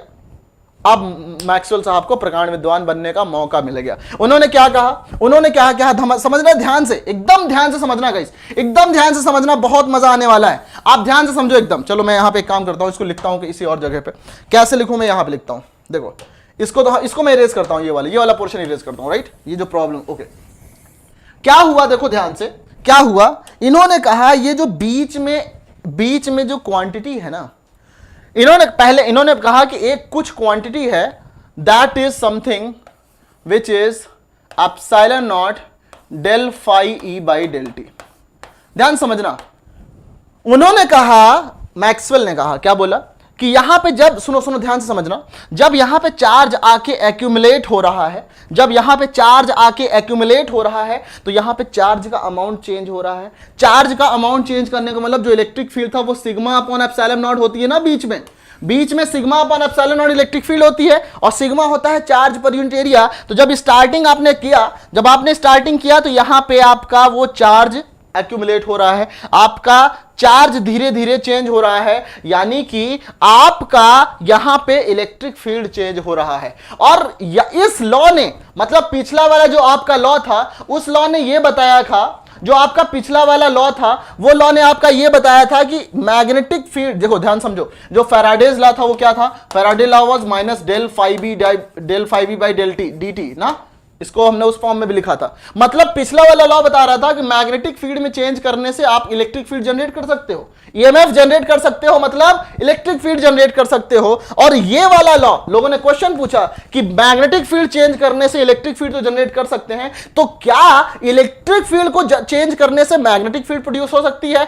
मैक्सवेल ने बोला हां हो सकती है। क्यों हो सकती है? क्योंकि मैक्सवेल ने उसका एक्सप्लेनेशन ऐसा दिया कि यहां पे जब चार्ज आके एक्यूमुलेट हो रहा है तो यहां पे इलेक्ट्रिक फील्ड चेंज हो रही है, और जो इलेक्ट्रिक फील्ड चेंज हो रही है उसकी वजह से यहां पे एक क्वांटिटी जनरेट हो रही है, जिसका कि यूनिट क्या है, उसका यूनिट जो है करंट के बराबर है, करंट की यूनिट के सेम है। उन्होंने कहा ये क्या है, फाई ई क्या है, इलेक्ट्रिक फ्लक्स। फाई ई क्या है, इलेक्ट्रिक फ्लक्स। मतलब उन्होंने कहा कि एप्सिलॉन नॉट, ये जो आपका बीच में एक करंट का यूनिट आ रहा है, दिस इज समथिंग, ये देखो इन्होंने बोला ये क्या है, देखो ध्यान समझो, उन्होंने कहा ये क्या है, एप्सिलॉन नॉट फाई क्या होता है, this is del by del T of, ये क्या होगा, फाई मतलब ई डॉट डीएस है ना, और एप्सिलॉन नॉट ई क्या होता है, डेल डी। आपको पता है डी बराबर क्या होता है, एप्सिलॉन नॉट ई। तो इस एप्सिलॉन नॉट को अंदर ले जाओ, del D by del T, और ये आएगा डीएस। अगर पूरा इंटीग्रेट कर दो तो एरिया मिल जाएगा। यहां से आपका आता है ये करंट, ये जो यूनिट निकाला गया, this was unit for current. तो यहां पे जब एरिया से दोनों तरफ डिवाइड किया, तो आपको इधर मिल गया del D by del T, right. मैं वेक्टर कैलकुलस की डिटेल में नहीं जा रहा हूं, यहां पे देखो एरिया है ना आपके पास में, एरिया से डिवाइड किया तो ये मिल गया, यानी कि आपको ये जो मिला ना, this was the one current density का यूनिट आ रहा था। Del D was something, del D Y something current density, यानी कि यहां पे आपका इलेक्ट्रिक फील्ड चेंज होने की वजह से करंट जनरेट हो रहा था, एंड दैट करंट उन्होंने शुरू में ऐसा कहा जाता है, आप रिसर्च पेपर पढ़ोगे आपको समझ में आएगा, ऐसा कहा जाता है कि दिस करंट इज, उन्होंने पहले करंट का नाम नहीं दिया था, बट लोग मान नहीं रहे थे कि ये कैसा हो सकता है, तो उन्होंने इसीलिए उसका नाम डिस्प्लेसमेंट करंट रखा। उन्होंने करंट से ही, इन्होंने बोला कि आप करंट में खुश रहोगे ना, तो हम इसका नाम करंट ही देते हैं, दैट इज डिस्प्लेसमेंट करंट। तो उन्होंने कहा कि this is something displacement current density, this is something your displacement current density. और ये डिस्प्लेसमेंट करंट डेंसिटी जो है वो किसकी वजह से आ रही है बताओ, किसकी वजह से आ रही है, किसकी वजह से आ रही है? ये जो डिस्प्लेसमेंट, सुनना ध्यान से, ये जो डिस्प्लेसमेंट करंट डेंसिटी है ये है चेंज इन इलेक्ट्रिक फील्ड, क्योंकि डी क्या है? Epsilon naught D. D is the change in electric field, D is electric field, तो del D by del T मतलब change in electric field. Change in electric field की वजह से current flow होगा और करंट के फ्लो होने की वजह से मैग्नेटिक फील्ड जनरेट होगा। तो मैक्सवेल ने ये बोल दिया, मैक्सवेल ने ये प्रूव किया कि आप जिस तरीके से फैराडेज लॉ में ये कहते थे कि फ्लक्स के चेंज होने से इलेक्ट्रिक फील्ड जनरेट होता है, आज से आप ये भी कहिए कि अगर आप इलेक्ट्रिक फील्ड में चेंज करोगे तो करंट जनरेट होगा और जो करंट जनरेट होगा वो मैग्नेटिक फील्ड प्रोड्यूस करेगा। ईएम वेव में यही होता है। ईएम वेव में इलेक्ट्रिक फील्ड का वेरिएशन मैग्नेटिक फील्ड प्रोड्यूस करता है, मैग्नेटिक फील्ड का वेरिएशन इलेक्ट्रिक फील्ड प्रोड्यूस करता है। इसको बोलते हैं सेल्फ प्रोपेगेटिंग, क्योंकि वो उनको एक्स्ट्रा कुछ एनर्जी एक बार जनरेट हो गए तो वो खुद से प्रोपेगेट करते हैं, राइट? तो ये आपका रीजन था। मुझे एक बार जल्दी से आप लोग 1 मिनट देखो और मुझे बताओ कोई डाउट है यहां तक? एवरीवन ऑनेस्टली जल्दी से बताओ अगर कोई डाउट है यहां तक तो। एक बार सोच के आप लोग बताएं, कोई भी डाउट है तो मुझे जल्दी से बताएं। एवरीवन क्लियर है यहां तक? एकदम समझ में आया? आया समझ में गाइस? तो ये लॉ था किसका? This was the law of, मतलब ये बताया किसने? ये मैक्सवेल ने सही किया, राइट? तो आई होप कि ये चीज क्लियर है आपको। आगे बढ़ते हैं हम लोग। आपके लेक्चर के बाद हम भी साइंटिस्ट बन जाएंगे। Oh Shubham, so much, thank you, thank you dear, thank you dear, है ना? बस ऐसे ही आपको पढ़ाने वाले लोग ऐसे ही, मतलब अगर आपको कॉन्सेप्ट क्लियर होता रहे तो बिल्कुल आपका इंटरेस्ट डेवलप होगा। अदरवाइज आपका भी इंटरेस्ट पॉलिटिक्स में चला जाएगा और फिर इंडिया एक और टैलेंट बेकार कर देगा, है ना? ऐसा ही होता है। चलो वेरी गुड। अब समझते हैं आगे की बात। देखो तो अब मैं इसको ऐसे, मैंने एक्चुअली एक जगह सब कुछ एक्सप्लेन कर दिया, अदरवाइज मैंने ये लिखवाया था कि problem in Ampere's law. Ampere's law में प्रॉब्लम क्या थी? Current continuity was unsolved. Current continuous नहीं था ना, यहां से यहां तक करंट आ रहा था, यहां से यहां तक करंट आ रहा था। देखो ध्यान से इस वर्ड को याद करो, यहां से करंट आ रहा था, यहां पे हम लोग गायब हो जा रहे थे। करंट डिस्कंटिन्यूअस प्रतीत होता था, ऐसा लगता था कि करंट डिस्कंटिन्यूअस है, बट इस जो प्रॉब्लम क्या थी? Current continuity was the problem. Current continuity was a problem, right? यहां से ये हम लोग प्रूव नहीं कर पा रहे थे पहले हम लोग ये प्रूव नहीं कर पा रहे थे, राइट? पहले हम लोग ये प्रूव नहीं कर पा रहे थे। मैक्सवेल साहब आए, अपनी इज्जत बनाए और यहां पे उन्होंने क्या दिया? Idea of displacement current. अब सोचो मैं क्वेश्चन क्या कर रहा हूं यहां पे, एक बच्चा सा सवाल पूछा गया है कि idea of displacement current was given bye, ऐसा बच्चा से सवाल पूछा गया है। मतलब सवाल को भी तो अपन लोग थप्पड़ मार के बदल करते कि बेटा इससे अच्छा पढ़े हैं, कम से कम कुछ इज्जत की बात करो, है ना? तो ये चीज था। आई होप कि ये समझ में आया आपको, राइट? This was something. चलो तो ये आया हमारे पास में। तो this was idea of displacement current was given by sir James Clerk Maxwell. Sir James Clerk Maxwell, आप लोग ईयर देख लेना, जानते रहना चाहिए, 1896 के आसपास की कुछ बात है। मॉडिफाइड एम्पियर्स लॉ क्या हुआ? अब जब उन्होंने, देखो यहां पे जो मैक्सवेल साहब थे ना, वो सोचे कि अगर मैक्सवेल थोड़ा बिजनेस माइंडेड इंसान थे, है ना? मैक्सवेल साहब थोड़ा बिजनेस माइंडेड इंसान थे। उन्होंने सोचा कि अगर मैं यहाँ पे, मतलब एम्पियर साहब अपना इतना नाम बना के गए हैं, तो अगर मैं उनका यहाँ पे बोलूंगा कुछ, है ना, अगर मैं ऐसा बोलूंगा कि नहीं मैक्सवेल का लॉ, एम्पियर का लॉ हटा के लिखो आज से मैक्सवेल्स का लॉ, तो उन्होंने बोले कि भाई एम्पियर वाले लोग तो हमको नहीं मानेंगे, फिर हमारी तो वो भी एक नाम बना के गए हैं अपना, राइट? तो इसलिए उन्होंने कहा कि नहीं, मैं अपना नाम बनाऊंगा और मैं एम्पियर साहब को ही रहने दूंगा, मैं बस मॉडिफाई कर दूंगा थोड़ा सा, और हर जगह आइडिया ऑफ डिस्प्लेसमेंट करंट लिख दिया गया वो। तो इन्होंने कहा कि ये देखो ध्यान से समझना, ये जो आप अभी तक लिखते थे ना, क्या लिखते थे आप लोग? अभी तक ये लिखते थे कि बी डॉट डी एल बराबर म्यू नॉट इंटू आईसी लिखते थे ना। तो आज से आप लोग यहाँ पे वेक्टर क्यों है? वेक्टर नहीं, आईसी। यहां से आज से आप लोग डिस्प्लेसमेंट करंट भी याद कर लो। क्या ये? This is your displacement current. Displacement current मतलब एक ऐसा आइडिया जिसने करंट को डिस्प्लेस किया, राइट? वहां पे, और करंट को डिस्प्लेस करके ये लिख दिया कि IC plus ID is the net current, right? इससे हुआ क्या? देखो इससे हुआ क्या कि जो आपका कैपेसिटर के अंदर जो प्रॉब्लम हो रही थी ना, जो कैपेसिटर के अंदर जो प्रॉब्लम हो रही थी वो सॉल्व हो गई। इन्होंने बोला कि कैपेसिटर के बाहर आईडी 0 होगा, क्योंकि इलेक्ट्रिक फील्ड अगर वैरी नहीं करेगा तो तुम्हारा डिस्प्लेसमेंट करंट नहीं आएगा।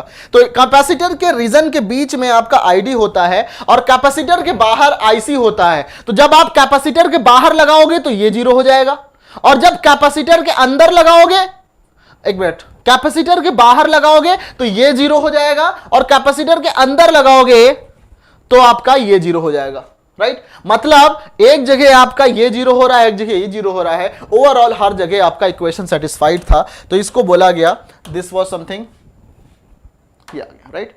तो इसको हम लोग कैसे करेंगे, फिर हम लोग कैसे करेंगे, देखो, this became law B dot DL बराबर mu naught into I C plus epsilon naught del phi E by del T, right. ये आप ये लोग याद रख लो कि जो डिस्प्लेसमेंट करंट होता है वो होता है epsilon naught del phi E, मतलब electric flux upon by del T, right. तो इसको क्या लिखा गया बाद में, फिर आगे इसको क्या लिखा गया, देखो ध्यान से, इसको हम लोग करेंगे, what is this is I C, right. तो इसको हम लोग बोलेंगे सर्कुलर इंटीग्रल ऑफ, इसको बी अपॉन म्यू इधर लाओगे, तो बी अपॉन म्यू जब इधर लाओगे तो ये एच बन जाएगा, क्योंकि बी अपॉन म्यू एच हो जाता है। एच डॉट डीएल बराबर आई सी प्लस ये तुम्हारा क्या हो जाएगा, डेल, अंदर देखो गाइस, ये तुम्हारा क्या है, phi E is what, phi E is your E dot DS, है ना, ई डॉट डीएस। तो अगर मैं एप्सिलॉन नॉट को अंदर ले जाऊंगा तो ये हो जाएगा एप्सिलॉन नॉट ई, और एप्सिलॉन नॉट ई होता है डिस्प्लेसमेंट वेक्टर। तो मैं इसको बोलूंगा del D dot DS upon del T, है ना। तो इसको मैं दूसरे फॉर्म में लिखूं, मैं इसको लिख सकता हूं, देखो ध्यान से, एच डॉट डीएल, और करंट डेंसिटी क्या होता है, करंट पर यूनिट एरिया, तो मैं इसको यहां पे बोलूं JC, current conduction current density, plus del D by del T ना,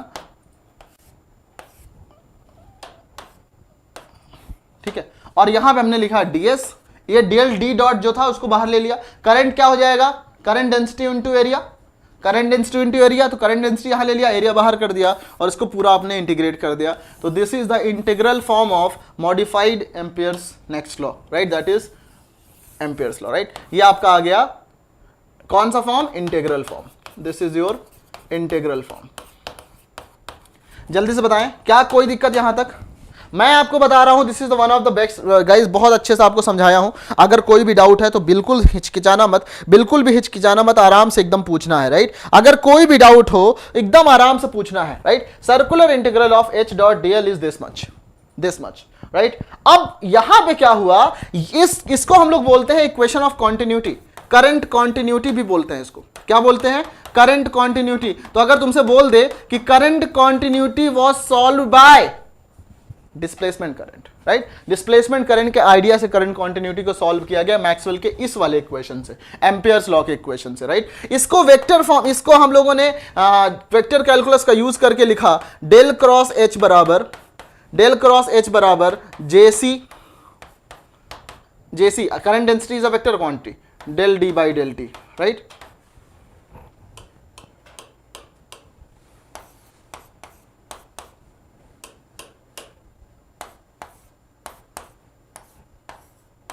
right, this is your the same Ampere's law in किस फॉर्म में, डिफरेंशियल फॉर्म में, this is in differential form, right, this is in integral form. इसको note कर लो और अच्छे से लिख लो इसको। कोई दिक्कत यहां तक गाइस, कोई दिक्कत यहां तक, B vector and H vector में क्या डिफरेंस है, एन के रंजन, बी वेक्टर आप ले काम कर लेना, आप मैग्नेटाइज, देखो मैं अभी तो बता दे रहा हूं बट अच्छे से समझने के लिए आप मैग्नेटाइजेशन वाला लेक्चर देख लेना। बी अभी के लिए आप सिंपल ये लिखो कि बी बराबर your mu naught H, right. ये क्या होता है, बी क्या होता है, this is known as magnetic flux density, और एच जो होता है वो मैग्नेटिक फील्ड इंटेंसिटी। ये मैग्नेटिक फ्लक्स डेंसिटी और ये magnetic field intensity, mu naught is permeability. Right hand की साइड को टोटल क्वांटिटी को क्या बोलेंगे सर? यहां पे जो राइट हैंड की टोटल साइड है ना, ये करंट डेंसिटी है। This is your current density, current पर यूनिट एरिया। आप ऐसे बोलो कि डिस्प्लेसमेंट करंट डेंसिटी क्या होगा? Displacement current density JD, JD इसको आप ऐसे भी लिखो, राइट? डिस्प्लेसमेंट करंट डेंसिटी क्या होगा? This is JD and JD is what? Del D by del T, right? Del D by del t. तो आप इस इक्वेशन मॉडिफाइड एक्सप्रेशन को ये भी लिख सकते हो कि डेल क्रॉस ई बराबर जे सी, क्या लिखा है हमने? नहीं, डेल क्रॉस एच है ना, it is del cross H will be J C plus J D, है ना? मतलब ये क्या है तुम्हारा? दिस इज राइट हैंड के साइड में आपका करंट डेंसिटी आ जाएगा। क्लियर? अश्विनी जहांगीर, क्लियर है ना डियर? एकदम क्लियर है अच्छे से। लेट्स मूव टू द, आगे चला जाए, जल्दी से भगाएं। अगर जल्दी से बताओ अगर क्लियर है तो, अगर जल्दी से कोई डाउट है तो बताओ, आगे चला जाए। Let's move to the next, Maxwell's third law, Maxwell's next law, right? और मैक्सवेल का जो नेक्स्ट लॉ है वो एसोसिएटेड है, मैक्सवेल का नेक्स्ट लॉ जो है एसोसिएटेड है गॉस लॉ से, राइट? मैक्सवेल का जो नेक्स्ट लॉ है that is associated with the Gauss law. Is that okay? Is that okay? चलो अब बात करते हैं यहां पे, चलो अब यहां पे बात करते हैं। सुनो ध्यान से, जो गॉस लॉ ऑफ इलेक्ट्रोस्टैटिक्स है, right? Gauss law of electrostatics एकदम देखो बच्चों की बात है। सिंपल वंपल लोग बोलते हैं कि जो फ्लक्स होता है ई डॉट ds जो होता है वो होता है आपका q inside upon epsilon not, q inside upon epsilon not, है ना? अब ये क्या आता है देखो, एप्सिलॉन नॉट को इधर भेज दो,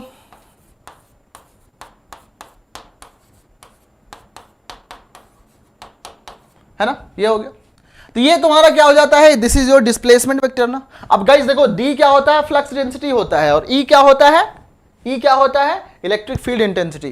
तो ये आपका आ जाएगा circular integral of D dot d s बराबर क्यू इनसाइड। और क्यू इनसाइड को हम लोग ऐसे लिख सकते हैं, charge per unit volume, volume charge density into total volume, और इसको इंटीग्रेट कर दो फुल वॉल्यूम पे। यही तो है। तो let's write it, circular integral, ये समझ रहे हो? रो वी क्या है?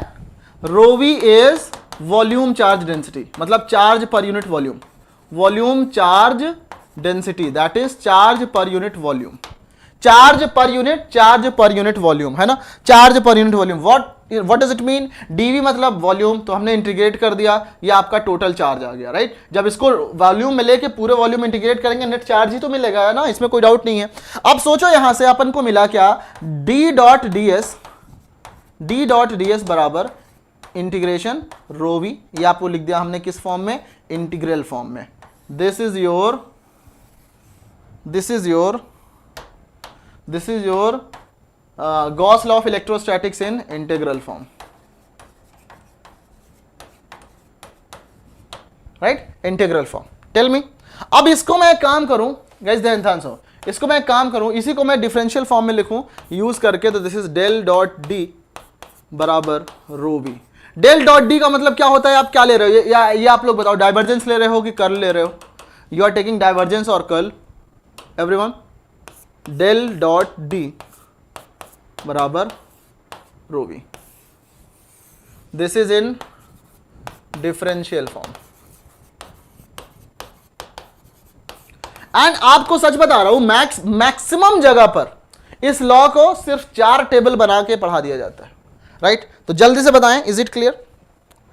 और अगर इतने अच्छे से आपको समझ में आया तो गाइज एक बार जितने भी लोग क्लास में हैं सब लोग एक बार लाइक तो बनता है ना यार, एक बार लाइक तो बनता है इस पे। जल्दी से लाइक करें और बताएं कि यहां तक कोई डाउट है तो, कोई डाउट है तो अगर मन करे तभी लाइक करना है, राइट?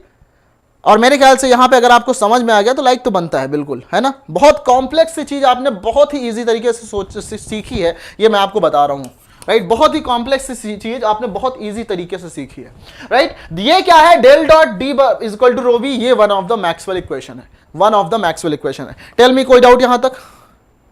कोई डाउट यहां तक? एवरीवन, किसी को कोई दिक्कत यहां तक? अपन लोग बढ़ेंगे लास्ट लॉ की तरफ, राइट? लास्ट लॉ की तरफ बढ़ते हैं, जो मैक्सवेल का नेक्स्ट लॉ है। इसको लिख लो कि one of the law of Maxwell, right? चलो नेक्स्ट मूव करते हैं अपने लोग चौथे लॉ के ऊपर। This is Gauss law of magnetism, Gauss law of magnetism, right, Gauss law of magnetism. Very good मानते, वेरी गुड। अब समझो ध्यान से, लेट से आप लोग बात करो यहां पे इलेक्ट्रिक डाइपोल। देखो मैं आपको एक बात बताऊंगा, इलेक्ट्रिक डाइपोल, राइट। अगर मैं इलेक्ट्रिक डाइपोल की बात करूं, सपोज कोई आपके पास एक सरफेस है और वहां पे आपके पास में एक प्लस क्यू रखा हुआ है और एक माइनस क्यू रखा हुआ है, तो ये इलेक्ट्रिक डाइपोल बन जाता है ना, ये आपका इलेक्ट्रिक डाइपोल बन जाता है ना, ये आपका इलेक्ट्रिक डाइपोल बन जाता है। तो अगर यहां से आप बोलो ऐसे कि इसको लेट से हम लिखते हैं यहां पे circular integral of E dot d l बराबर क्यू इनसाइड, तो क्यू इनसाइड है कितना, डाइपोल में तो क्यू इनसाइड 0 है, 0 अपॉन एप्सिलॉन नॉट, तो ये 0 आ जाएगा। अगर हम लोग सेम चीज लगाने की कोशिश करें किसमें, हम लोग सेम चीज लगाने की कोशिश करें किसमें, मैग्नेटिक डाइपोल के केस में, ध्यान से समझना। मैग्नेटिक डाइपोल के केस में बात करें तो क्या मिलेगा, सपोज एक सरफेस है, आपके पास में north pole and south pole है ना, तो आपको क्या मिलेगा, आपको सेम चीज लिखोगे क्या, मैं बहुत ही बेसिक तरीके से समझा रहा हूं। Magnetic flux is what, B dot d s, है ना, दिस विल बी 0 आएगा, ये भी सिमिलर, क्योंकि सिमिलरिटी आपको पता है हर जगह एग्जिस्ट करता है, इलेक्ट्रोस्टैटिक्स का सिमिलरिटी वहां पे एग्जिस्ट करता है। जो भी कुछ आप इस तरह से लिखते हो, आप एनालॉगस तरीके से उसको लिख सकते हो। मतलब ध्यान से समझना, मतलब in the case of magnetic dipole, in the case of dipole आपको ये मिलेगा। मतलब क्या है इसका, मतलब सिंपल सा ये है, अच्छा जब आप इलेक्ट्रिक मैग्नेटिक को क्या करते हो, एनालॉगस तरीके से लिखते हो, तो आप इलेक्ट्रिक फील्ड को रिप्लेस कर दो बी से और एप्सिलॉन नॉट को रिप्लेस कर दो 1 अपॉन म्यू नॉट से। ये ध्यान रखना, एप्सिलॉन को 1 परमिटिविटी को रेसिप्रोकल ऑफ परमिएबिलिटी से एंड इलेक्ट्रिक फील्ड को मैग्नेटिक फील्ड से, तो सारे फॉर्मूले सेम हो जाते हैं, राइट, ओके। अब समझो ध्यान से कि बी डॉट डी एस बराबर 0 है, तो व्हाट डज इट मीन, यहां पे आपको पता चल रहा है। अच्छा एक बात और बताओ, क्या आपको ये मतलब, क्या आपको ये पता है कि क्या आप, अच्छा सुनो, यहां पे अगर हम बोलें, देखो ध्यान समझो, तो अगर बोलो कि सर ऐसा है तो फिर आप इसमें इलेक्ट्रिक डाइपोल में ये वाला आपको पता होगा, ये एक लॉ है मैक्सवेल का, अभी मैं और एक्सप्लेन करता हूं, तो आप बोलोगे सर कि ये भी एक लॉ होना चाहिए था, बट ये क्यों नहीं है, ये इसलिए नहीं है कि आप इस सरफेस के अंदर एकमात्र अकेला चार्ज भी रख सकते हो। इस लूप के अंदर एक अकेला चार्ज भी रख सकते हो, लेकिन दुनिया का कोई भी ऐसा लूप नहीं है जिसके अंदर सिर्फ एक, आप या तो नॉर्थ पोल रख दो या तो साउथ पोल रख दो। रीजन ये है कि magnetic monopole does not exist. जब कभी भी आप एक मैग्नेट लेते हो, यहां पे नॉर्थ है यहां पे साउथ हो, तो सपोज आप चाकू से काट देते हैं या तोड़ देते हैं, यहां पे साउथ वाला अलग हो गया या नॉर्थ वाला अलग हो गया, तो ये मैग्नेटिक, वो जब साउथ वाला अलग किया तो उसके अपोजिट वो नॉर्थ बना लेगा तुरंत, है ना। जैसे मान लो ये आपके पास एक मैग्नेट था, है ना, ये नॉर्थ था ये साउथ था, आपने कहा एक काम करते हैं, मैं सिर्फ जैसे यहां पे अकेला चार्ज रखा गया है, मैं इसके अंदर भी सिर्फ अकेला एक पोल रखता हूं और यहां से इसको ब्रेक कर देता हूं, तो आपको एकदम सही से पता है कि magnetic monopole does not exist. आप जैसे ही ब्रेक करोगे, यहां पे साउथ बन जाएगा, यहां पे नॉर्थ बन जाएगा, है ना, यहां पे साउथ बन जाएगा, यहां पे नॉर्थ बन जाएगा। इसका मतलब क्या है, आप किसी भी मोनोपोल को अंदर रख नहीं सकते, लेकिन चार्ज को अकेला रख सकते थे, इसलिए चार्ज के लिए रूल देना ये सही नहीं था। लेकिन आपका यहां से ये बात पता चल गई कि कभी भी आप मोनोपोल नहीं रख सकते, यानी कि ये जो है ये हमेशा आएगा, किसी भी क्लोज सरफेस में ये हमेशा आएगा, किसी भी क्लोज सरफेस में ये हमेशा आएगा। What does it mean, it means कि सपोज कोई भी क्लोज सरफेस है, वहां पर आपने कोई मैग्नेट सोर्स रख दिया या करंट रख दिया, जो भी कुछ रखा, जितना मैग्नेटिक फ्लक्स लाइन आएगी उतनी मैग्नेटिक फ्लक्स लाइन निकलेगी भी, समझ रहे हो, जितनी आएगी उतनी यहां पे जितनी आएगी उतनी निकलेगी, आएगी तो जाएगी, है ना, आपको पता है ये बात। तो और बोलेंगे ऐसा तो इलेक्ट्रिक फील्ड में भी होता है, इलेक्ट्रिक फील्ड में कहां होता है मेरे भाई, ये आप रख दो अंदर चार्ज, सबके सब यहां से निकलेंगे, कोई नहीं आएगा अंदर अगर प्लस है तो, या अगर अंदर माइनस रख दोगे सबके सब आएंगे, कोई जाएगा नहीं, right, are you getting it. तो मतलब क्या हुआ कि यहां पे अगर नॉर्थ है ये साउथ है, तो ये तुम्हारा हमेशा एग्जिस्ट करेगा। What does it mean, it means that इसको हम लोग बोलेंगे, ये तुम्हारा लिखा हुआ है मैक्सवेल का एक इक्वेशन, जो कि है तुम्हारा किसमें, इंटीग्रल फॉर्म में, और इसी को अगर हम लोग डिफरेंशियल फॉर्म में लिखें तो इसको लिखेंगे डिफरेंशियल फॉर्म में, इसको डिफरेंशियल फॉर्म में लिखेंगे डेल डॉट बी बराबर 0। ये तुम्हारा मैक्सवेल का एक इक्वेशन है जो कि लिखा हुआ है डिफरेंशियल फॉर्म में, डिफरेंशियल फॉर्म, डिफरेंशियल फॉर्म है ना, differential form. Is that okay everyone? जल्दी से बताएं, क्या आपको क्लियर है यहां तक चीजें? एकदम अच्छे से समझ में आई चीजें, राइट? तो ये आपको, और इसका मतलब क्या है, ये लॉ आपको ये भी बताता है कि magnetic monopole does not exist. आपसे बोला जाए कि ये लॉ क्या दिखाता है, ये लॉ आपको ये दिखाता है, क्या दिखाता है? Non existence of magnetic monopole.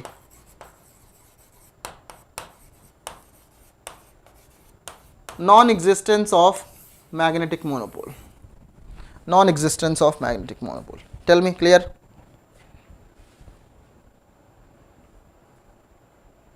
जल्दी से बताएं, क्या कोई डाउट यहां तक? Any doubt guys? यहां तक कोई डाउट है? This is your non existence of magnetic monopole, है ना? कोई डाउट यहां तक? ये this is circular loop, right? This is circular loop. आप सर्कुलर लूप में जब इंटीग्रेट करोगे तो क्लोज इंटीग्रल लगा देते हैं ना, क्लोज इंटीग्रल लगा देते हैं ना। Awesome, clear?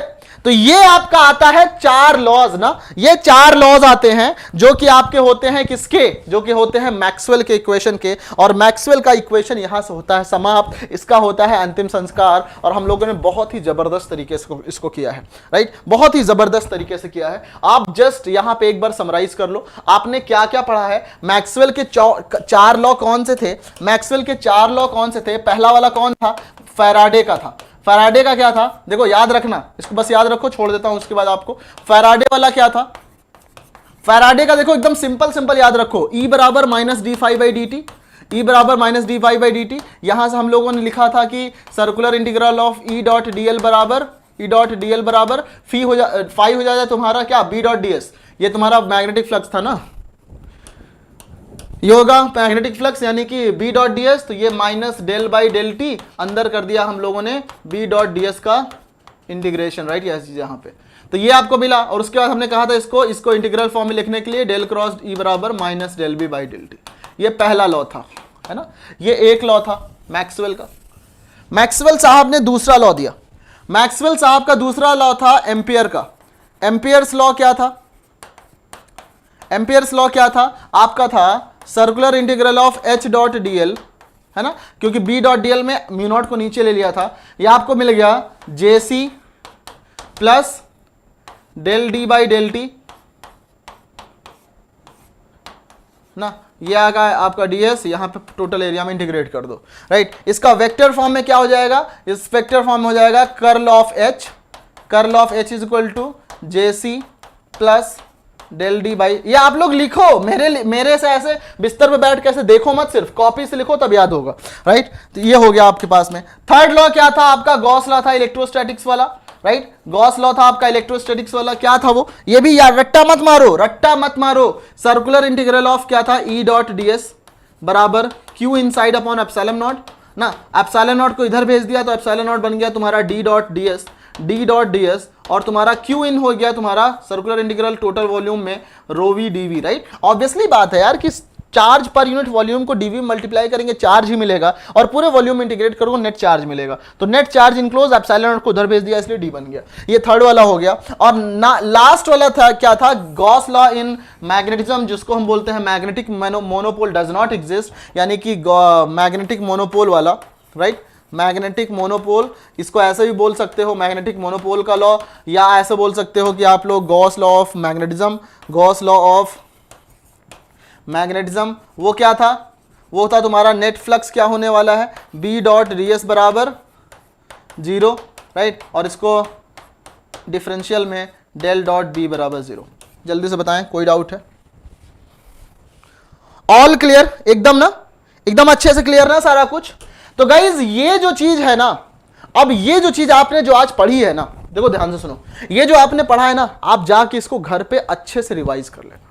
इसको घर पे जाके अच्छे से इसको लिख लेना, नोट्स बना लेना। और मैं बता रहा हूं तुम्हें, आज आपने जितने लोगों ने पढ़ा है ना, और जितने भी आपके फ्रेंड्स हैं उनको एक बार रेफर कर देना कि भाई अगर मैक्सवेल लॉ में कोई डाउट है ना, एक बार ये वीडियो देखो, डाउट ना क्लियर हो जाए तो कहना, है ना। डाउट सारे क्लियर हो जाएंगे, ये मैं तुमसे सिंपल सा बोलता हूं, राइट। एक बार बस पूरे कंसंट्रेशन माइंड के साथ देख लेना, इसमें मैक्सवेल लॉ का कोई भी डाउट बचेगा ही नहीं, यहां पे एकदम हलवा कॉन्सेप्ट हो जाएगा। क्लियर। तो आई होप कि ये चीज समझ में आया, this is the Ampere's law, this is the Maxwell's law. अब लेट्स टॉक अबाउट द, ये चीज आपको क्लियर हुआ। हम लोग मिलेंगे, आप देखो मैं एक बात बताऊंगा, अगर मैं क्वेश्चंस की बात करूं कि इस पे क्वेश्चंस कैसे आए हुए हैं, राइट। इस पे जो क्वेश्चंस आए हुए हैं आपके, वो क्वेश्चन मैं आपको देना चाहता हूं, एक दिन का टाइम। आप लोग एक काम करना, इस पोर्शन से जितने भी क्वेश्चन आपके आए हुए हैं, बहुत ही बेसिक से आए हुए हैं कि भाई आपका पॉइंटिंग वेक्टर क्या होता है, आपको डी का एक्सप्रेशन दिया गया था, मतलब इलेक्ट्रिक फील्ड का एक्सप्रेशन दिया गया था, और आपसे करंट डिस्प्लेसमेंट करंट पूछ लिया गया, राइट। तो डिस्प्लेसमेंट करंट क्या होगा भाई, del D by del T, है ना। करंट डेंसिटी क्या होता है, जेसी बराबर करंट डेंसिटी अपॉन एरिया, ये हो जाएगा del t by del t, ये तुम्हारा होगा del by del T of epsilon naught E. Epsilon naught बाहर ले लो, तो आ जाएगा तो हमारा आई डी अपॉन ए बराबर epsilon naught del E by del t. तो देखो यहां से डिस्प्लेसमेंट करंट आ गया epsilon naught A del E by del T, है ना। अब यहां पे तुम्हें क्या था, इलेक्ट्रिक फील्ड का कंपोनेंट दिया था, तो यहां से आपने क्या निकाल लिया, इलेक्ट्रिक फील्ड का कंपोनेंट दिया था, यहां से आपने निकाल लिया इसका डिस्प्लेसमेंट करंट। एरिया दिया हुआ था, एप्सिलॉन नॉट की वैल्यू पता है, तो ये तो आपको पता ही है ना, ये तो आपको पता ही है ना। अब गाइस एक बात और समझ लेना, एक बात और समझ लो कि ये यहां से ही आपका कैपेसिटेंस वाला फॉर्मूला आता है। देखो आई बराबर कैपेसिटेंस के अंदर जो करंट है वो होता है तुम्हारा epsilon naught A into del by del T of E, और E is what, V D, नहीं ई जो होता है वो होता है वी बाई डी। तो देखो अगर मैं यहां से क्या करूं कि आपका यहां से निकाल लूं epsilon naught A, D constant होता है, यहां निकाल लो, and this is del V by del T. देखो बहुत ही इंपॉर्टेंट सा फॉर्मूला मिल गया आपको, क्या मिला, और वो इंपॉर्टेंट फॉर्मूला है आई डी बराबर, ये क्या है, this is capacitance into d V C by D t. यही तो आप लोग पढ़ते हो बचपन से, और ये किसने सॉल्व किया, ये मैक्सवेल ने सॉल्व किया है। ये फर्जी का आप लोग फैराड वहां पे कैपेसिटर का कॉन्सेप्ट मत लगाना, ये आपका मैक्सवेल ने सॉल्व किया है। ये चीज आपको मैक्सवेल ने सॉल्व करके बताया था कि ये ऐसा होता है, जो आप लोग यूज करते हो पूरे नेटवर्क थ्योरी में। आर यू गेटिंग इट, है ना। जल्दी से बताएं। नेक्स्ट टॉपिक जो कल का आपका कॉन्सेप्ट मैं आपको बता रहा हूं, एक बार पहले बताओ कि ये चीज क्लियर हुआ ना आपको। ये जो कल का कॉन्सेप्ट है वो आपका है ग्रेविटेशन, राइट। ग्रेविटेशन एक नंबर का क्वेश्चन आ सकता है, यहां से आया भी हुआ है पिछले सालों में।